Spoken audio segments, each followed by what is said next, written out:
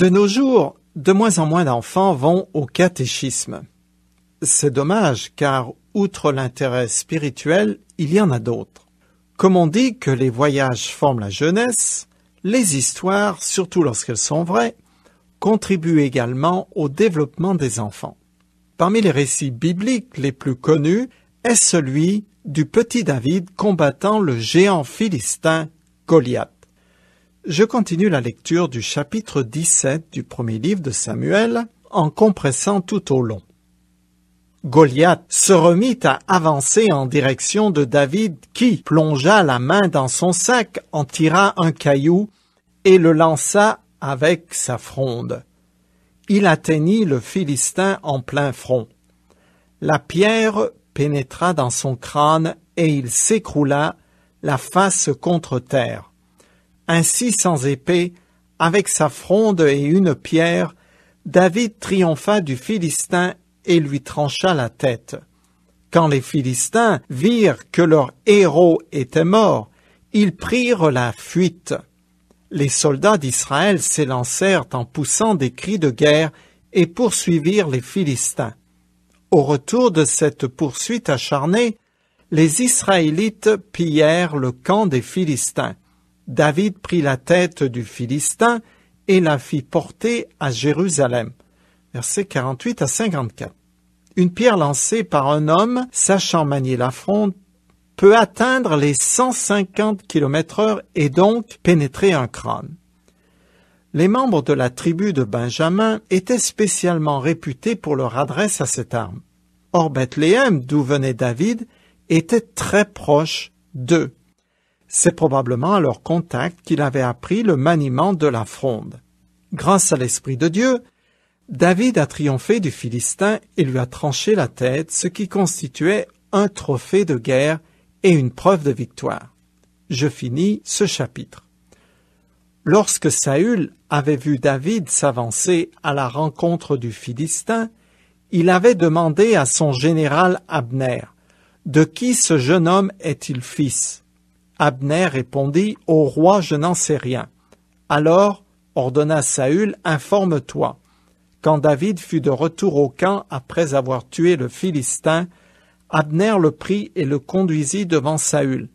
Quand Saül lui demanda, « De qui es-tu le fils ?» David lui répondit, « Je suis fils de ton serviteur Isaïe de Bethléem. » Versets 55 à 58. Le roi désire en savoir davantage sur l'arrière-plan familial et social de ce jeune homme afin de trouver une explication à sa bravoure et à sa foi.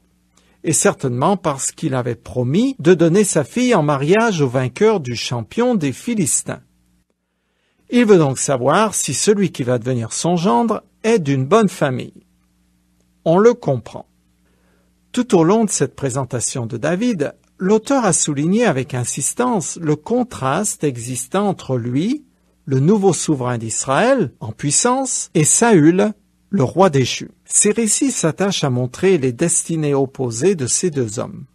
L'Esprit de l'Éternel s'est retiré de Saül, désormais tourmenté par un démon, et a élu domicile sur David. Il en résulte que le roi déchu est désormais incapable de conduire le peuple à la victoire et tremble devant l'ennemi. David, par contre, s'en rend vainqueur. Il procure ainsi une grande délivrance à Israël et devient leur nouveau champion. Le texte précise la raison de ce succès. L'Éternel était avec David. Nous voici arrivés au chapitre 18, dans lequel il est question de la grande amitié qu'il y a David à Jonathan, le fils aîné du roi Saül. La vie n'est pas toujours bien drôle et chacun d'entre nous aura besoin, à un moment ou à un autre, de trouver une épaule solide et fidèle sur laquelle s'épancher. C'est alors qu'un ami est le bienvenu, quelqu'un qui compatisse avec moi, qui me comprenne, qui accepte de m'écouter sans me démolir, qui me soutienne envers et contre tout. Mais un tel ami est une denrée rare. Mais David a eu l'immense privilège d'en trouver un. Je commence à lire le chapitre 18. Quand David eut terminé de parler avec Saül, Jonathan s'était profondément attaché à David et s'était mis à l'aimer comme lui-même. Saül ne le laissa pas retourner dans la maison de son père ce jour-là, il le prit chez lui. Versets 1 à 2.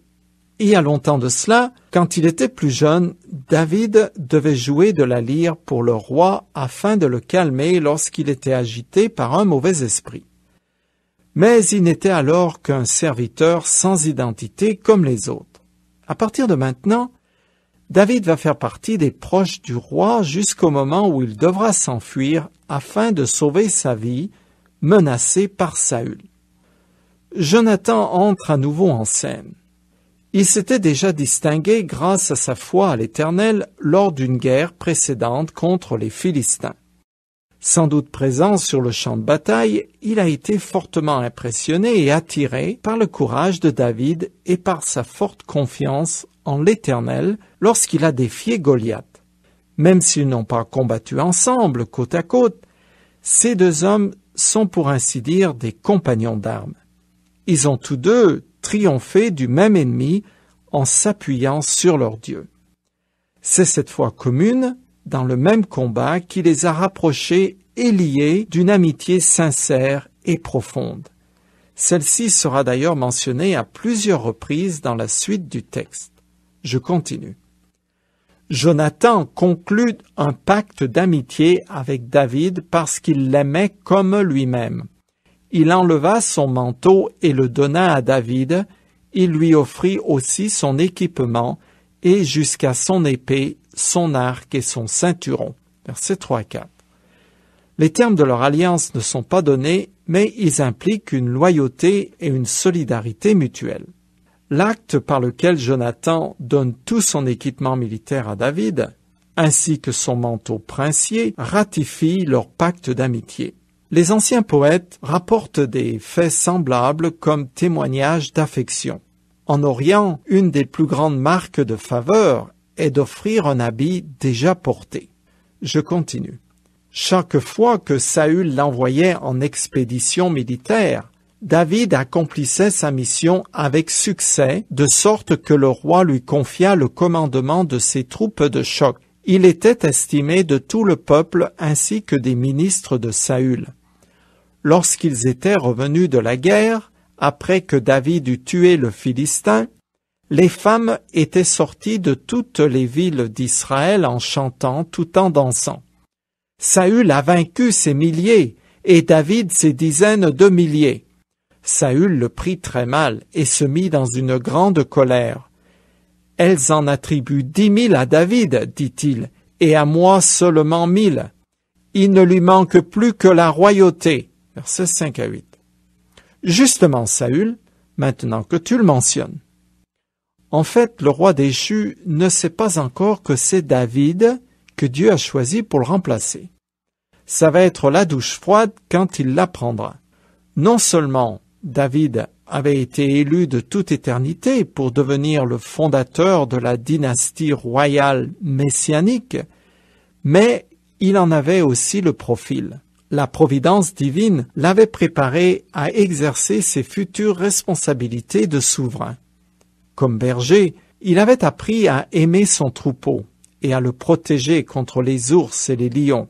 De plus, ses capacités musicales le rendaient sensible au côté esthétique de la vie et l'aideront plus tard à composer les nombreux psaumes de louange à l'Éternel qui font partie des textes sacrés. Dieu l'avait maintenant amené au palais royal en tant que musicien et guerrier afin qu'il apprenne également les hautes fonctions de l'État. 15 ans plus tard, lorsqu'il deviendra officiellement roi d'Israël, il y sera parfaitement préparé. Je continue le texte. À partir de ce moment-là, Saül regarda David d'un mauvais œil. Dès le lendemain, un mauvais esprit envoyé par Dieu s'empara de Saül de sorte qu'il entra dans un état d'exaltation au milieu de sa maison. Comme les autres jours, David jouait de son instrument. Saül avait sa lance en main. Soudain, il la lança en se disant « Je vais le clouer contre la paroi ». Mais, par 2 fois, David esquiva le coup. Versets 9 à 11. L'orgueil, le sentiment d'insécurité et la jalousie exacerbée de Saül sont autant de raisons pour lesquelles ce mauvais esprit est envoyé pour le posséder et confirmer sa folie meurtrière. En agissant ainsi, il se condamne lui-même, tandis que de toute façon, Dieu protège David, qui se trouve donc pour l'instant invulnérable. Je continue. À partir de ce jour-là, Saül craignit David, car l'Éternel était avec David alors qu'il s'était retiré de lui. C'est pourquoi Saül l'écarta d'auprès de lui et le nomma commandant d'1 000 d'hommes. Ainsi David entreprenait des expéditions militaires à la tête de ses hommes. Il réussissait dans tout ce qu'il entreprenait car l'Éternel était avec lui. Lorsque Saül constata ses grands succès, sa peur ne fit qu'augmenter. Par contre, tout Israël et tout Juda aimaient David, car il marchait à la tête de leurs soldats dans les expéditions militaires. Versets 12 à 16. David devient littéralement le chouchou de tous, des Israélites, des femmes, des soldats, ce qui bien entendu ne fait qu'attiser encore plus la jalousie maladive de Saül. Je continue jusqu'à la fin du chapitre en compressant. Un jour, Saül dit à David, « Je suis prêt à te donner ma fille aînée Mérab en mariage, à condition que tu me serves comme un vaillant guerrier et que tu livres les combats de l'Éternel. » Il se disait, « Il vaut mieux que ce ne soit pas moi-même qui attente à sa vie, mais plutôt les Philistins. » Mais quand vint le moment où Mérab, la fille de Saül, devait être donnée à David, Saül la donna à quelqu'un d'autre. Or Michal, l'autre fille de Saül, aimait David. Quand Saül l'apprit, il en fut ravi. Saül avait comme but de faire périr David par la main des Philistins, mais à chaque incursion des princes des Philistins, David remportait plus de succès que tous les autres chefs militaires de Saül, de sorte que son nom devint très célèbre. Versets 17 à 30. Les complots à l'intérieur du palais se multiplient. Il y a belle lurette que Saül, selon la promesse qu'il avait faite, aurait dû donner sa fille aînée à David. Très manipulateur, il n'a pas tenu parole. Alors, il la lui promet une seconde fois, mais c'est une ruse afin de le garder dans son cercle d'intime, comme chef dans l'espoir qu'il sera tué au combat. Ça n'a pas marché. Alors il donne sa fille aînée à quelqu'un d'autre. Entre alors en scène la fille cadette qui est amoureuse de David. Cela fait l'affaire de Saül parce qu'il a ainsi une autre occasion de faire tuer David dans une campagne militaire. Ça n'a pas marché non plus. En fait, la notoriété grandissante de David ne fait qu'empirer les choses. Ce chapitre relate le tournant irréversible que prennent les relations entre les deux hommes. Devant la réussite et le succès de David, Saül éprouve de la jalousie et de la crainte. Ces sentiments ouvrent toute grande la porte à un mauvais esprit qui vient le tourmenter. La haine de Saül, qui le pousse à éliminer David, contraste fortement avec l'affection, voire l'amour, que tous portent à ce dernier. Nous voici arrivés au chapitre 19, dans lequel Saül, encore une fois, n'a qu'une idée en tête, faire mourir David. Bien qu'il se repente brièvement et à plusieurs reprises de ses intentions meurtrières, David restera en danger de mort jusqu'à ce que le roi déchu meure au combat. Pendant tout son temps d'exil, qui va durer approximativement 10 ans, le futur roi, tel un animal sauvage, est inlassablement traqué. Il lui faut être constamment en mouvement. Il vit comme un vagabond, dans des cavernes ou en territoire ennemi. Il connaît beaucoup de privations et de souffrances. Cependant, tout cela n'arrive pas au hasard. En effet, il est en train d'être formé à l'école de Dieu. L'adversité à laquelle il doit faire face forge le caractère de celui qui deviendra le plus grand roi d'Israël. Pendant qu'il subit toutes ces misères, il écrira bon nombre de psaumes qui font partie du recueil des textes sacrés. Je commence à lire ce chapitre 19. Saül se mit à parler ouvertement à son fils Jonathan et à tous ses ministres de faire mourir David. Mais Jonathan était très attaché à David. il le prévint. « Mon père Saül cherche à te faire mourir. Sois donc sur tes gardes demain matin. Ne te montre pas. Tiens-toi caché. » Versets 1 à 2.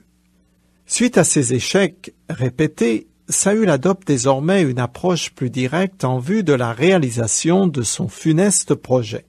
Mais Jonathan se révèle un véritable ami pour David. Je continue. « Je sortirai en compagnie de mon père et nous passerons dans le champ où tu seras caché.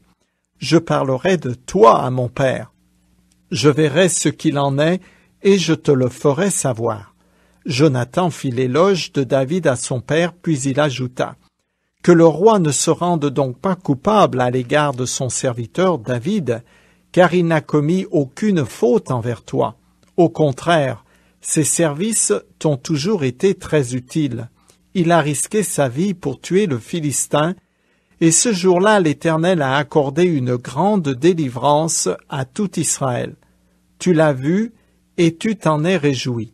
Alors pourquoi commettrais-tu un péché en versant le sang d'un innocent, en faisant mourir David sans raison? » Saül écouta les arguments de Jonathan, et il fit ce serment. « Aussi vrai que l'Éternel est vivant, David ne sera pas mis à mort. » Alors Jonathan appela David et lui rapporta toute la conversation, puis il le conduisit auprès du roi, où David reprit sa place comme par le passé. Versets 3 à 7. Jonathan arrive à convaincre son père de renoncer à sa folie meurtrière. Mais une nouvelle fois, Saül prononce de manière hâtive un serment qu'il sera incapable de tenir, tellement la jalousie le tient au ventre. Je continue. La guerre ayant recommencé avec les Philistins, David les attaqua et leur infligea une grande défaite, les mettant en fuite devant lui. Le mauvais esprit venu de l'Éternel tourmenta de nouveau Saül. Il était assis dans sa maison, sa lance à la main, tandis que David jouait de son instrument, quand, soudain, Saül tenta de le clouer contre la paroi avec sa lance. Mais David esquiva le coup et la lance se planta dans le mur. David s'enfuit et réussit à s'échapper dans la nuit. Versets 8 à 10. Devant le succès militaire de son gendre, Saül est à nouveau victime de sa jalousie maladive. Cette attitude ouvre toute grande la porte à un mauvais esprit qui vient à nouveau tourmenter le roi. La scène est dramatique. David joue de la harpe pour apaiser Saül, mais comme un homme averti en vaut deux, on peut être sûr qu'il le surveille du coin de l'œil, surtout que ce dernier manipule une lance. Cette fois encore, il a eu raison de se méfier. Je continue. Saül envoya des hommes dans la maison de David pour s'assurer de lui et le faire mourir le lendemain matin. Mais Michal, la femme de David, prévint son mari. « Si tu ne t'enfuis pas avant le jour, lui dit-elle, tu es un homme mort. » Elle l'aida à descendre par la fenêtre, ainsi il prit la fuite et s'échappa. Michal prit ensuite l'idole domestique et la plaça dans le lit. Elle mit un coussin en poil de chèvre à l'endroit de la tête et recouvrit le tout d'un vêtement. Versets 11 à 13.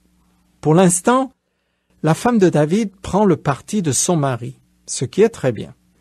Elle sort son idole domestique du placard et lui trouve une autre utilisation que la divination.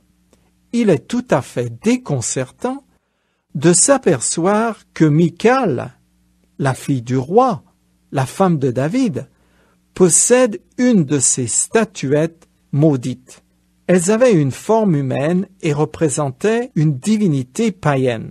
On découvre donc qu'à l'insu de son mari, Michal s'adonnait à l'idolâtrie, ce qui était non seulement interdit par la loi de Moïse, mais encore punissable par la peine de mort. Malheureusement, toutes les formes d'occultisme étaient bien ancrées chez les Israélites. Ainsi, Rachel, la femme préférée de Jacob, qui est le père de la nation d'Israël, possédait elle aussi des idoles domestiques qu'elle cachait de la vue de son mari. Censée assurer la prospérité du foyer. Elle jouait le rôle superstitieux d'une amulette, cet objet très populaire partout dans le monde et à qui on attribue un pouvoir magique de protection. Nous, en France, on est civilisés et on n'y croit pas à ces choses-là. Vraiment. Touchez-vous quelquefois du bois? Est-ce que vous vous croisez les doigts? Je parierais que vous connaissez quelqu'un qui, en guise de porte-clés, utilise une effigie de Saint Christophe, ce saint qui est censé protéger les conducteurs automobiles. Les Français sont à la fois incrédules et superstitieux, ce qui est tout à fait irrationnel, anti-cartésien même.